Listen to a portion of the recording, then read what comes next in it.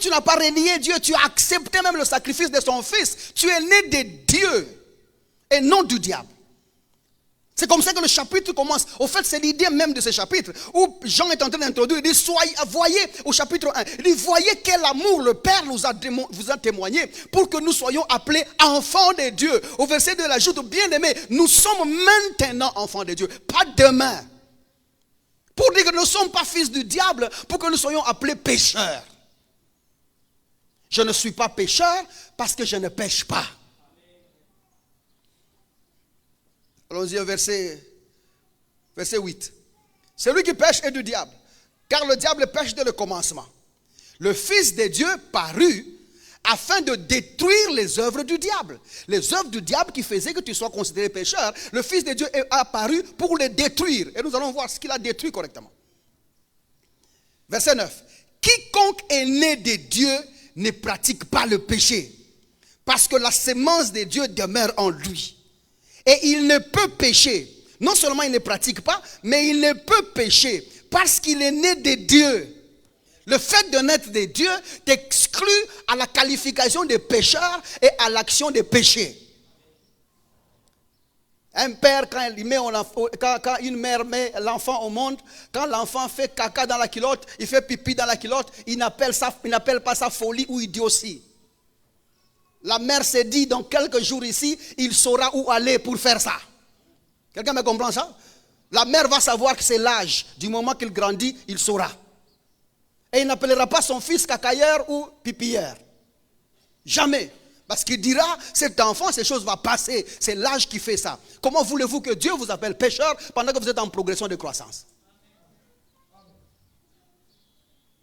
Et que tout ce que vous appelez chute n'est pas sur votre responsabilité. Vous savez ça? La Bible dit c'est celui qui peut nous préserver de toute chute. Ce n'est pas toi. C'est lui. Toi, tu ne veux pas chuter, ce n'est pas ta responsabilité. C'est comme ça qu'en Christ, tu ne peux pas sauter des classes. Je parle à quelqu'un jusque-là.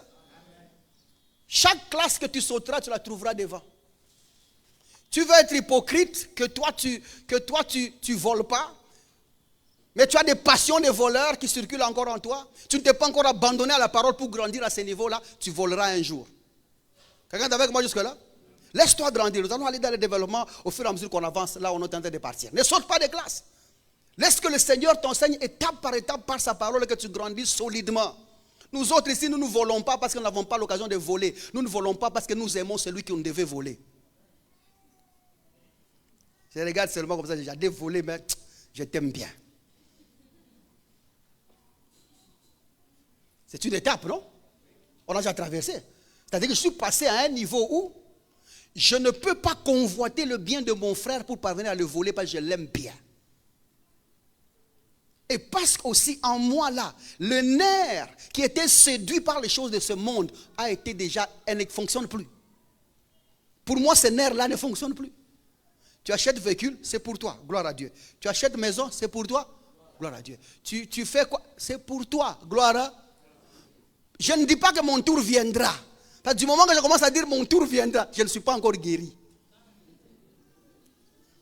C'est comme ça que je peux entrer. Il y a des assemblées où je suis entré, on dit non, si tu as vu ton frère acheter un véhicule, sois content. Comme on dit, ceux qui ont moni. Si tu vois ton ami a trouvé ce paix-là, sois content, sois heureux. Je dis, regardez-moi cet homme de Dieu-là. Tu es en train de nourrir l'égoïsme. Et au même moment que tu es en train de dire ça, c'est comme si tu es en train de dire, bon, c'est leur tour, mon tour viendra, ils verront. Nous avons fait, tout ce que ça fait, ça, c'est présenter un Dieu qui crée des classes. Un Dieu qui peut donner aux uns et pas aux autres. Un Dieu qui a un dépôt, il sort selon sa volonté, selon son temps. Donc, maintenant on se pose la question, qu'est-ce que lui a pu bien faire pour avoir que moi je ne peux pas faire? À quelle croix lui a-t-il cru que moi je n'ai pas cru? Parce que Dieu lui a donné lui et moi je n'ai pas reçu, mais Dieu me dit mon tour viendra. Les paniers circulent encore. Qui a ces paniers dans ses mains? Ne me voit-il pas? L'autre là nous avait dit, si tu vois le frère de ton quartier avoir quelque chose, ne sois pas inquiet. C'est-à-dire que Dieu est dans votre quartier. Dieu dans mon quartier, il n'est plus à moi. L'évangile égoïste comme ça, qui fait que Dieu soit le créateur des classes.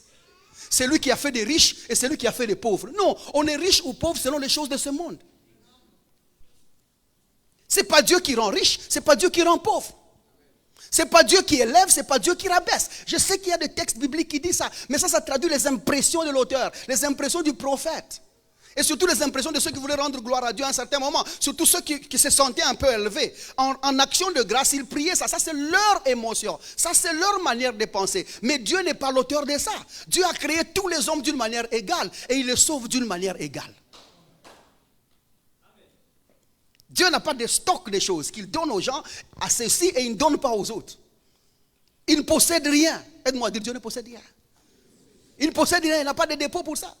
Parce qu'il a des dépôts de ça, donc il comprend la valeur des choses. Si Dieu commence à comprendre la valeur des choses, donc il en utilise. Et s'il en utilise, donc il n'est plus autosuffisant. Dieu ne doit avoir besoin de rien ni de personne. Sans toi, Dieu doit être là. Sans rien, Dieu doit être là. Il est autosuffisant. Mais si Dieu commence à avoir besoin des choses, donc ce n'est plus lui. Quelqu'un me comprend jusque-là? Aide-moi à dire ça passe, ça passe, ça passe, ça passe. Alors quiconque est né de Dieu ne pêche pas. Nous ne péchons pas devant le Seigneur. Ça ne passe pas. Et le péché ne fonctionne pas. Nous ne sommes pas des pécheurs.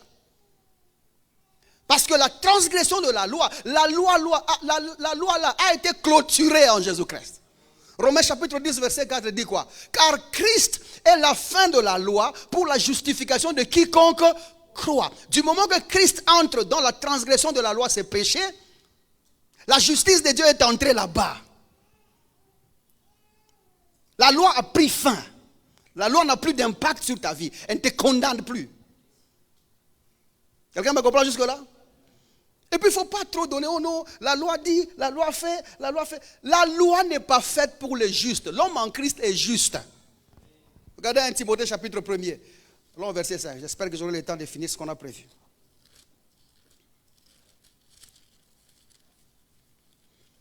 Si tu ne comprends pas cette matière, l'ennemi va utiliser ça pour te culpabiliser et tu n'auras aucune vie de prodige, aucune vie de miracle, aucune vie de foi. Aucune. Chaque fois, le diable va te rappeler ce que tu as fait. C'est comme l'autre soeur qui m'a suivi dernièrement ici. J'ai dit, je vais en parler. Et le monsieur me dit, pasteur, je n'arrive pas à concevoir parce que quand j'avais 19 ans, là, j'avais avorté. J'ai dit, ça fait quoi? Quand je lui ai dit, ça fait quoi? J'ai dit, d'ailleurs, je vais dire ça à l'altar. Né de nouveau, en train de donner gloire et penser que c'est les conséquences de tes actes passés qui te souffrent aujourd'hui. Quelque chose manque dans ce que tu sais. Si le salut ne doit pas prendre en charge les conséquences de péché, ce salut est incomplet.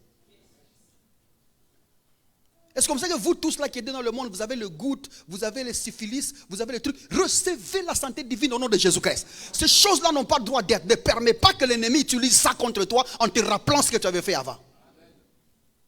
Parce que le prix du péché a été convenablement payé pour qu'aucune conséquence ne traverse de ce côté ici.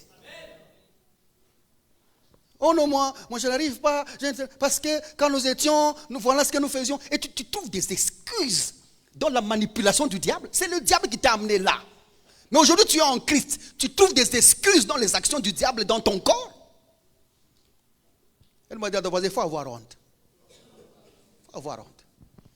Ce que le diable avait fait avec toi là, tu amènes ça en Christ et tu justifies même. La raison pour laquelle je ne suis pas bien, c'est parce que quand j'étais dans le monde, voilà ce que je faisais. Vous, tu es bien. Nous avons vécu, papa. Oh, je n'ai même pas besoin de prier pour ces sujets, papa. Moi-même, je connais ce que j'ai fait. Ah bon? Tu trouves que ce que tu avais fait avec le diable peut, donc le souvenir de ça et les conséquences de ça, les incidents et les répercussions de ce que tu avais fait. Maintenant que tu es en Christ, tu les justifies, même tu veux que ça continue. Au nom de Jésus, tu seras guéri même si tu ne veux pas. Parce que tu te trouves là où il y a le salut de Jésus-Christ. Tu te trouves là où il y a la puissance qui sauve. La Bible dit la puissance, l'évangile de Dieu, c'est la puissance pour le salut de quiconque croit. L'erreur que tu as fait, c'est de croire. Toutes tes maladies des anciennes prostituées là vont partir au nom de Jésus-Christ. Toutes les choses que tu as connues à cause de ton ancienne bière là vont disparaître au nom de Jésus-Christ. Parce que l'évangile, c'est la puissance de Dieu pour le salut de quiconque croit, que tu le veuilles ou pas. L'erreur est que tu as déjà cru, tu es déjà ensorcelé par la grâce de Dieu. Elle te poursuivra. te poursuivra. Tu te réveilleras en bonne santé, tu seras surpris. Parce que la parole de Dieu agit toujours. Si tu as entendu ma voix, reçois ça au nom de Jésus-Christ. Arrête de glorifier le diable comme ça. Je disais 1 Timothée chapitre 1er. On va juste lire et puis je vais aller dans ce qu'on a prévu parce que le temps est tenté de partir. 1 Timothée chapitre 1er. Regardez le verset 5. Il dit le but du commandement, c'est une charité venant d'un cœur pur, d'une bonne conscience et d'une foi sincère. Donc le fait que tout ce qui était dans le commandement, c'est que nous puissions parvenir à la foi de Jésus-Christ ou à la foi en Jésus-Christ. C'est ce que la Bible veut dire là. Maintenant verset 6.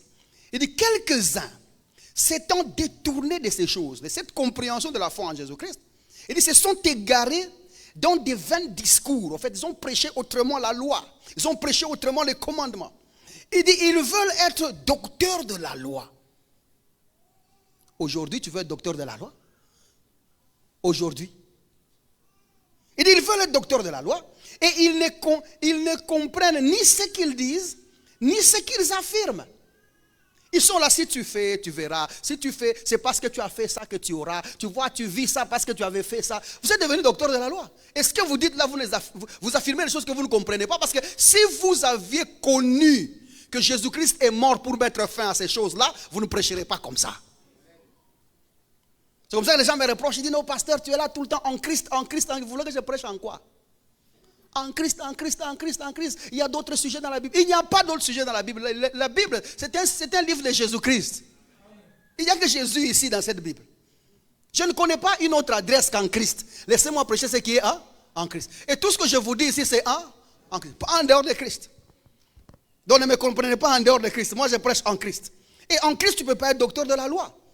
Parce que tu vas commencer à dire des choses, affirmer des choses que tu ne comprends pas. La compréhension est importante. Verset 8. Il dit, nous n'ignorons pas que la loi est bonne, pourvu qu'on en fasse un usage légitime.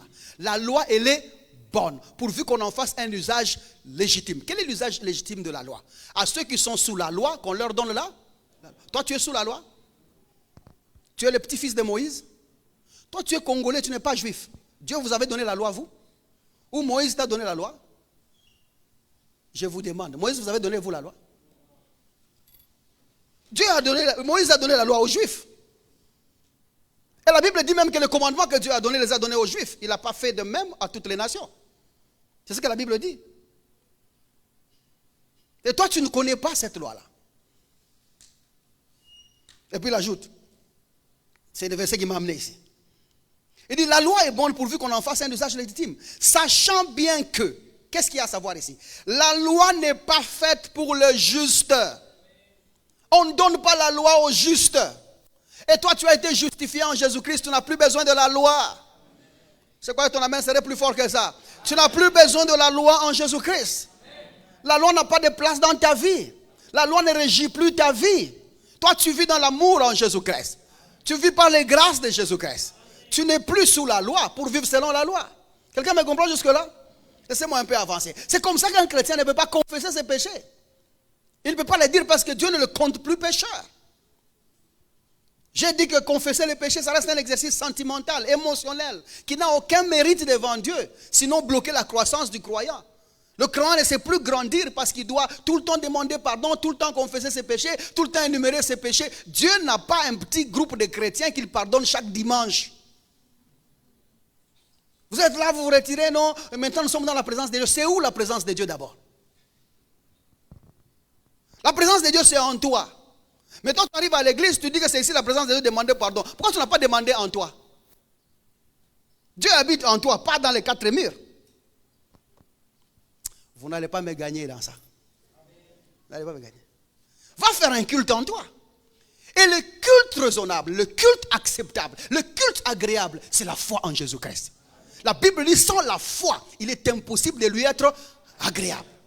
Pas sans aller à genoux, pas sans demander pardon, pas sans dormir par terre, pas sans culte sans chaise. Il dit sans la foi. Du moment que tu n'as pas cru en Jésus-Christ comme Seigneur et Sauveur, tu ne peux pas être agréable à Dieu.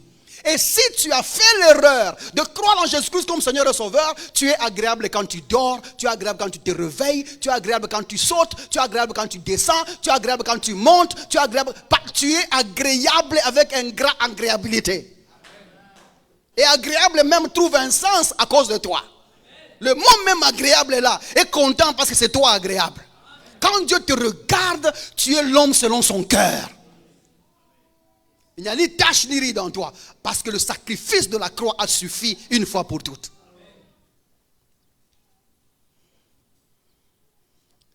Quand tu confesses tes péchés comme ça, tu crois que tu te fais justice. Non, tu es ennemi de la croix.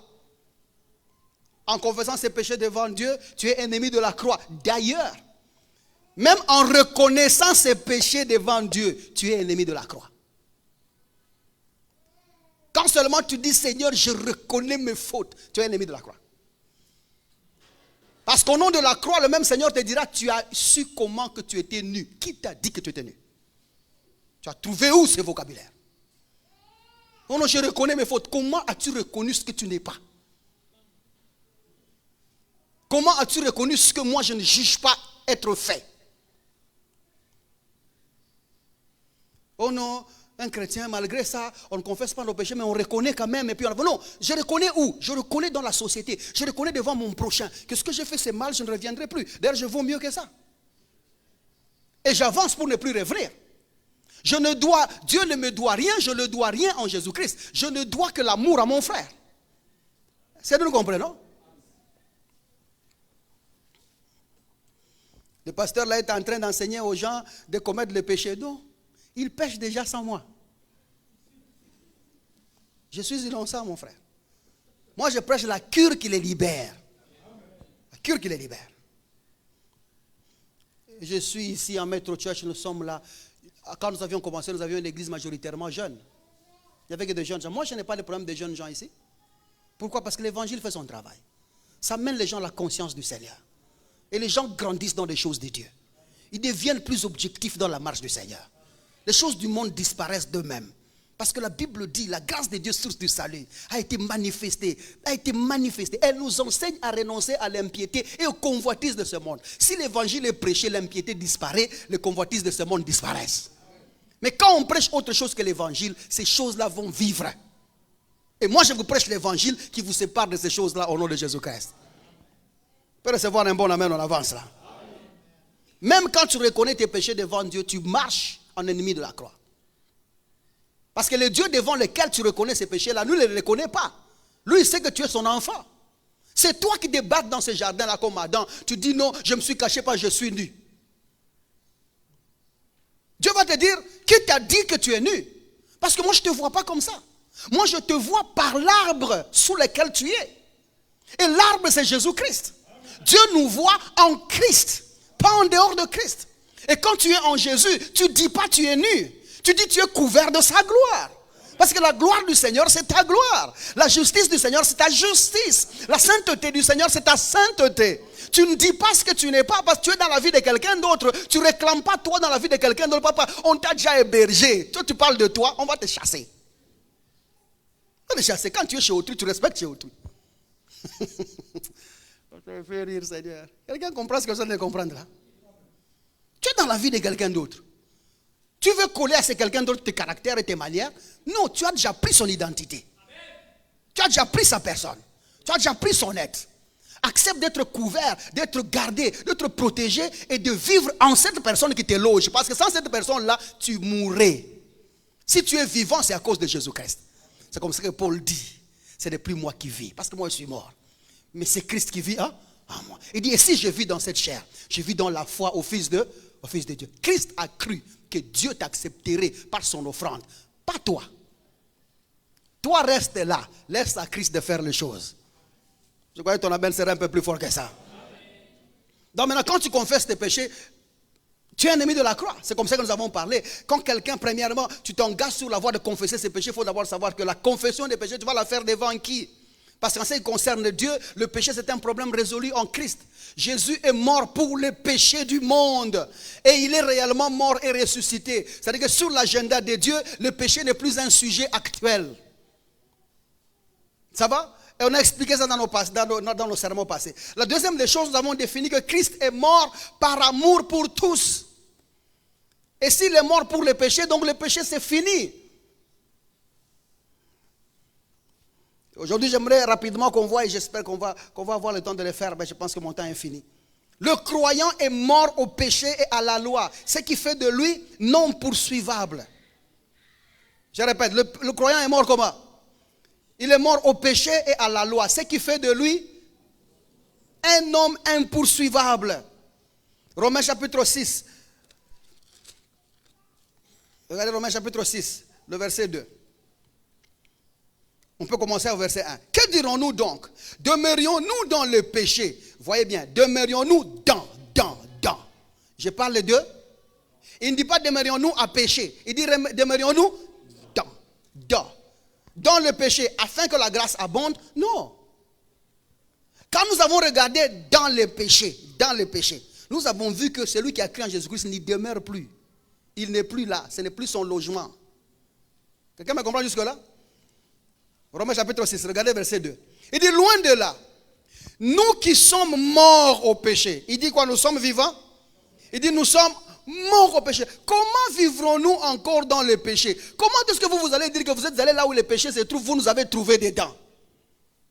Là-bas, nous sommes déjà morts. On n'est plus dans le péché. Nous sommes dans la justice de Dieu. Nous sommes en Jésus-Christ maintenant. Le chrétien est mort. Regardez le verset 6 du même chapitre. Le verset 6 et 7.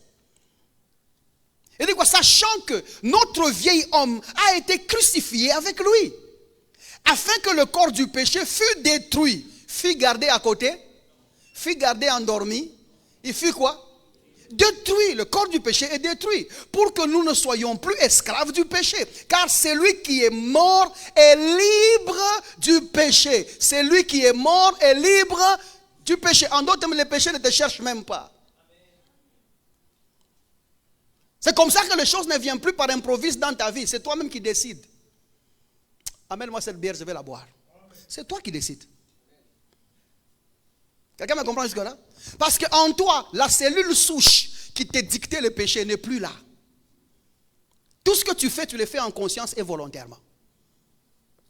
Parce que le péché a déjà perdu la force sur toi. Quelqu'un me comprend jusque-là? C'est toi qui décides. Et tu es plus fort. C'est toi qui peux ou qui ne peux pas. Et tu le fais en toute liberté et en toute conscience. Tu ne diras pas non, je suis en train de boire, ma bière ici c'est une bière familiale. Non, tu es déjà délivré et libéré de ta famille pour être libre en toi-même. Donc quand tu bois là, c'est toi-même. Et puis arrête de dire que dans notre église, ce n'est pas un problème, nous buvons. Non, c'est toi qui as encore des problèmes avec la bière. Nous ne buvons pas. Ah, vous m'avez compris? Ah non, notre pasteur, lui, non, il ne fait pas cas. Même nous, dans notre église, non, ce n'est pas dans notre église nous buvons. C'est dans ta maison tu bois. Nous ne buvons. Toi, tu n'as pas encore grandi dans ça. Alors va doucement, arrête de chercher des témoins. Bois seul. Ça va jusque-là? Avec les clics des autres frères et sœurs que vous allez avec là dans vos fêtes d'anniversaire, là vous buvez. Ça c'est votre groupe à vous. Des enfants bébés spirituels qui n'ont pas la conscience de la royauté. La Bible dit, donnez plutôt l'alcool et la boisson forte à celui qui se perd, pas au roi. Quand tu as la conscience de ta royauté, tu ne bois pas. Donnez à celui-là qui a beaucoup de problèmes pour qu'il se noie dans la bière. Et quand tu te noies, tu te réveilles sèche. Sèche des problèmes et des situations. Vrai ou faux? Oh non, moi je suis comme Timothée, je bois un peu. Tu as l'estomac? Vous n'allez pas me gagner. Vous n'allez pas me gagner. Continuons un peu la lecture. Verset 7. Pour que nous soyons encore esclaves du péché, car celui qui est mort est libre au péché. Le péché ne le cherche plus. Maintenant, observez une chose. Ce que Paul veut dire ici, parce que le livre aux Romains, c'est un livre de droit. Il faut le comprendre comme un juriste pour que ça ait un sens correct en Christ. Il faut avoir l'œil de droit pour essayer de voir ça. Qu'est-ce que Paul est en train de dire? Ce que Paul est en train de dire, que celui qui est mort en Jésus-Christ, celui qui est mort au péché là, pour cette personne, en ce qui concerne cette personne-là devant Dieu, il y a abandon de poursuite pour cause des décès du coupable. Il y avait le coupable qui était toi. Maintenant que toi tu es mort, il y a abandon de poursuite. Il y a des avocats ici? Il y a des avocats ici? Il y a quelqu'un qui a fait la nation du droit ici? Ils sont là. Il y a abandon de poursuite. Parce que quand le coupable meurt, les poursuites s'arrêtent. Et maintenant, Dieu, dans son palais de justice, en tant que juste juge, ayant constaté que le coupable dont le nom figure sur la liste est mort, il n'y a pas plénière, il n'y a plus audience. Ce jour-là, il n'y a pas parquet. Il n'y a plus jugement. Le juge rentre chez lui. Parce que le coupable est décédé. Il est mort. Quelqu'un me comprend jusque-là? En droit, on appelle ça l'extinction de l'acte public. Ou l'extinction de l'action publique. J'aime bien le mot extinction. Ça s'est éteint. C'est-à-dire ce que le juge devait faire, ce que l'action publique envisageait a été éteint. Le juge, le magistrat et tout ça, c'est-à-dire que leur dossier, c'est fini, c'est clos, bouclé. Parce que la personne qu'on poursuivait est en réalité morte. C'est ce que tu es devant Dieu en matière du péché. Le fait que Jésus-Christ est mort à ta place, le fait que Jésus-Christ a connu la mort qui pesait sur toi, sa mort, c'est l'extinction de la poursuite sur ta vie. Tu n'es plus poursuivable parce que tu es mort. Quelqu'un me comprend jusque-là? Maintenant, Dieu est surpris d'entendre d'où il est, dans son repos de paix. Papa, pardonne-moi, j'ai péché. Il n'était pas mort, ce type. Donc il a fait semblant de mourir. Il ne faut pas ramener le juge au barreau. Non. C'est quoi ça? On l'appelle quoi? Là où les juges c'est tout ça. À la barre. Il ne faut pas rappeler le juge à la barre. Il ne faut pas ramener le juge dans la cour. Parce qu'il sait que tu es mort. Le jour que tu reviens, tu cries devant le palais. Je dis, je suis là, juge, pardonnez-moi. Ils vont te dire, en justice, le pardon ne fonctionne pas. C'est la loi qui parle. Ce sont les faits qui déterminent la culpabilité. Ah, je parle comme un bon juriste. Les faits déterminent la culpabilité, pas le pardon. Donc tu peux arriver là-bas. Le juge peut te pardonner, mais la loi dira sa sentence. Quand ils vont dire non, il faut dire le droit. Tu seras condamné, même si tu as demandé pardon. Vous voyez, vous qui êtes là à vous cramponner à demander pardon. Dans le tribunal, le pardon ne fonctionne pas. Quand tu insistes à demander pardon à Dieu, c'est l'ignorance de la parole de justice. En droit, le pardon n'a pas d'effet. Ah, pardonne-moi, pardonne. C'est sur quelle base qu'il va te pardonner? Parce que dans le palais de justice, ce n'est pas un domaine de sentiments. C'est un domaine de preuves, de faits, de culpabilité. Donc quand maintenant les coupables est mort, il y a extinction. En d'autres termes, les poursuites pénales sont interrompues définitivement en raison du décès de l'accusé. Définitivement, on arrête ça. Donc on ne peut plus poursuivre. Les poursuites pénales finissent. Parce que le gars est mort. Et le juge aime ça. Apprendre que le gars est mort. Ça leur donne un peu du temps de rentrer à la maison. Surtout avec quelqu'un comme toi. Tu devais les garder là-bas pendant longtemps. Ton procès devait faire 2 jours. Mais comme tu es mort, ouf, quelle paix. Dieu, depuis la résurrection de Jésus-Christ, il est au repos. Laissez-le là. Laissez-le là. Toute l'église, ne les ramenez plus. Laissez-les là. Je parle à quelqu'un jusque-là.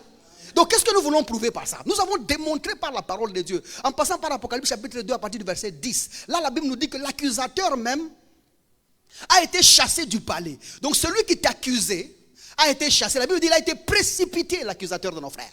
Vous êtes avec moi jusque-là? Donc, dans le palais de justice, il a été précipité. On l'a chassé dehors. Il n'entre plus dans ces palais-là. Deuxièmement, nous avons aussi prouvé que le livre même dans lequel on tirait les accusations a été effacé. Colossiens chapitre 2 à partir du verset 14. Il a effacé l'acte dont les ordonnances nous condamnaient et qui subsistait contre nous. Maintenant, je viens de vous dire que même le coupable même est mort. Même le coupable est mort. Donc, dans notre pays, il n'y a plus de palais de justice. Parce que ça ne sert à rien. C'est comme ça que la Bible dit que Dieu ne juge personne. Parce que pour qu'il y ait un juge dans notre cité, il doit y avoir des coupables. Or, chez nous, le coupable est mort, l'accusateur est jeté dehors. La loi même a été effacée. Pourquoi garderons-nous des palais de justice? C'est comme ça que Dieu ne juge personne. Quelqu'un me comprend jusque-là? En ce qui concerne la loi, quelle est la vision de la loi par rapport aux croyants? Nous allons y revenir entre phronesis et la loi. Quand nous allons parler phronesis de la loi de Moïse. Parce qu'il y a trop de matière dans les phronesis. Maintenant, observons un peu une brèche, juste une brèche, à cause de ce que nous prêchons pour essayer de conclure ce qu'on est en train de dire. Romains chapitre 7, là où nous sommes. Regardez les versets 1 et 4. Paul est en train de montrer comment est-ce que l'homme est séparé de la loi à cause de sa mort. Ignorez-vous, frères, verset 1. Car je parle à des gens qui connaissent la loi. Donc il parle à des juristes. Il dit que la loi exerce son pouvoir. Notez bien le mot exercer son pouvoir sur l'homme aussi longtemps qu'il vit. Ah bon? Donc aussi longtemps que tu vis, la loi a le pouvoir sur toi, surtout quand tu es coupable ou pas. On déclarera ta culpabilité parce que tu vis. On déclarera aussi ta non-culpabilité parce que tu ne vis plus. C'est-à-dire qu'il y aura cessation des poursuites parce que tu ne vis plus. Et il y aura continuité des poursuites parce que tu vis. Vous êtes avec moi jusque-là? Maintenant, Paul donne un exemple. Ainsi, une femme mariée est liée à la loi à son mari, tant qu'il est vivant. Mais si le mari meurt, elle est dégagée de la loi qui l'a liée à son mari. Si donc du vivant de son mari, elle devint femme d'un autre, elle sera appelée adultère. Mais maintenant que son mari, si le mari meurt, elle est affranchie de la loi, de sorte qu'elle n'est point adultère en devenant la femme d'un autre. Est-ce que vous avez compris ça? Son mari est mort. Donc les actes de la femme ne peuvent pas avoir les mêmes connotations qu'ils devraient avoir si le mari était vivant. Donc avant, la transgression de la loi, c'était le péché. Mais maintenant, la loi n'est plus. Donc on ne transgresse rien. Ce que tu as fait là, ce n'est plus péché. Ah.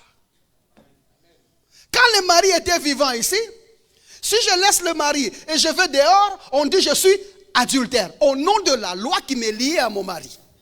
Mais maintenant le mari n'est plus là. Quand je vais, je commets, j'ai commis. Parce que Christ est apparu afin d'ôter le péché.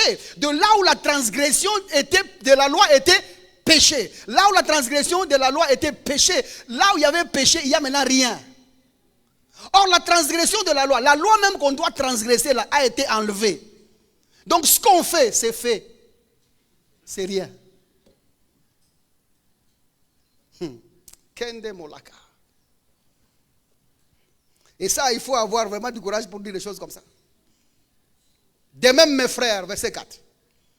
Vous aussi, vous avez été par le corps de Christ mis à mort en ce qui concerne la loi. Pour que vous apparteniez à un autre, à celui qui est ressuscité des morts, afin que vous portiez des fruits pour Dieu. Celui qui est ressuscité des morts est Seigneur et Dieu. Nous appartenons là. C'est là que nous sommes maintenant. Nous ne sommes plus là où nous étions pécheurs. Nous sommes maintenant là où il y a des seigneurs et des dieux. Quelqu'un me comprend jusque-là? Voyons un peu. Rentrons au chapitre 6. Regardez le verset 14. Car le péché n'aura point de pouvoir sur vous. Pourquoi? Il dit, puisque vous êtes non sous la loi, mais sous la grâce. J'ajoute ça. Non seulement l'accusateur n'est plus, non seulement le livre a été effacé et que l'accusé est mort, mais même la constitution du pays là a été changée. Abraham peut épouser sa sœur, mais Moïse ne peut pas. Quand Moïse rencontre Abraham, il ne peut pas lui dire pourquoi tu as épousé ta sœur. Parce qu'Abraham lui dira, tu ne sais pas ce que tu manques en épousant ta sœur. Vous avez compris? Qu'est-ce qui cloche dedans? La constitution qui régit les deux lois qui a gouverné leur marche. Chez Abraham, Dieu n'a rien dit concernant ne pas épouser sa sœur. Mais chez Moïse, Dieu a interdit d'épouser sa sœur. Myriam était belle comme Sarah était belle. Mais Moïse ne peut pas épouser Sarah parce que c'est interdit. Moïse ne peut pas épouser Myriam parce que c'est interdit. Abraham peut épouser Sarah parce que ce n'est pas interdit. Donc tu ne vas pas blâmer Abraham d'avoir épousé Sarah parce que Moïse, lui, n'a pas épousé Myriam. Il y a différence de constitution. Il y a différence de loi qui régit leur marche. De la même manière, si à Moïse on a interdit d'épouser sa sœur parce que la loi disait comme ça, mais en Christ on t'a dit quoi? Tu ne ramènes pas les choses de la constitution de notre pays et tu ramènes dans ton gouvernement, ça ne fonctionnera pas. Je vais m'arrêter là pour l'instant. Parce que nous allons parler phronesis et la loi. On va revenir sur ça. Quelqu'un me comprend jusque-là? Alors maintenant, qu'est-ce qu'il y a à retenir aujourd'hui? On ne peut pas poursuivre le croyant aussi par crainte de ce qu'on appelle en droit les non bis idem. C'est quoi les non bis idem? Les non bis idem, c'est lorsqu'une personne est poursuivie 2 fois pour le même délit ou pour le même crime. Mais c'est pour le péché que l'homme a été rendu coupable devant Dieu. C'est pour la transgression de la loi que l'homme est coupable devant Dieu. Mais Jésus est venu mourir à la place de cet homme qu'on poursuivait. C'est-à-dire que cette sentence a déjà trouvé paiement où le délit a été déjà payé en Jésus-Christ. Parce que Jésus a pris la place de celui qui devait mourir et qui était condamné, on ne peut plus condamner cette personne-là pour la même chose pour laquelle Jésus est mort. Est-ce que nous comprenons jusque-là? Parce que Jésus-Christ a purgé la peine du péché en mourant 3 jours et 3 nuits. Il a purgé la peine du péché. Et ce péché-là, la Bible dit, il est mort pour nous tous. Donc parce qu'il est mort pour nous tous, je ne peux plus, après la mort de Jésus-Christ, Dieu ne peut plus me condamner pour la même chose pour laquelle Jésus est mort à ma place. Ça sera comme si on me poursuit 2 fois pour la même chose. C'est comme ça que le chrétien ne peut pas être coupable devant Dieu. Le salaire du péché, c'est la mort, Jésus est mort. L'âme qui pêche, c'est l'âme qui mourra, Jésus est mort. Maintenant qu'il est mort à ta place, toi tu vis pour Dieu. Est-ce que nous comprenons? Tu es accepté dans la maison de Dieu. Te poursuivre, c'est te poursuivre 2 fois pour la même chose. Dieu a déjà été satisfait dans la condamnation de Jésus-Christ. C'est comme ça que la Bible dit, le châtiment qui nous donne la paix avec Dieu est retombé sur lui. Jésus a tout fait pour que toi tu sois accepté de Dieu. Alors ne te présente pas moins que ça. Ne te présente pas moins que ce que Jésus a fait pour toi. Ne descends pas plus bas que ce que Jésus a fait pour toi. Reste à ta place. Tu es saint, tu es juste, tu es accepté devant Dieu, tu es son enfant, tu es son fils, tu es son bien-aimé en qui il a mis toute son affection. Maintenant, Dieu est content de t'avoir. Les prophètes sont allés devant Dieu, ils n'ont pas pu trouver cet homme. Les gens de l'Ancien Testament n'ont pas pu, la loi n'a pas pu amener l'homme chez Dieu. Mais Jésus a fait ça. La grâce a amené l'homme chez Dieu pour qu'il n'y ait plus de tribunal dans notre cité. C'est comme ça que quand on vous parle même de la cité de Dieu, on ne parle pas du tribunal là-dedans. Vous avez entendu quel tribunal? Il y a le palais de justice là-bas. Il n'y a pas. Même les jugements, il n'y a pas.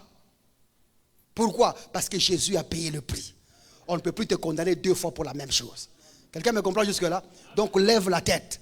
Arrête de confesser ce que tu confesses là. Parce qu'il n'y a plus de gens comme toi là chez nous. Chez nous, il n'y a que des gens comme Christ. Vous avez compris la nuance? Il n'y a plus de gens comme toi. Il n'y a que des gens comme Christ. Chez nous, il y a Christ. Il n'y a plus toi. Donc soit tu quittes toi pour être Christ et viens chez nous, soit tu restes là dehors et meurs avec Adam. Et si tu es avec nous ici, donc tu es Christ. Dans notre royaume, il n'y a que Jésus et Jésus, lui seul. Et il règne là-dedans en gloire, en justice et en toute bonté avec le Seigneur. Quelqu'un me comprend jusque-là? Que le Seigneur te bénisse. Donc maintenant, observe. Toute forme d'avantage que le diable a tiré sur toi pour te culpabiliser prend fin au nom de Jésus-Christ. C'est à cause du péché que la maladie est entrée.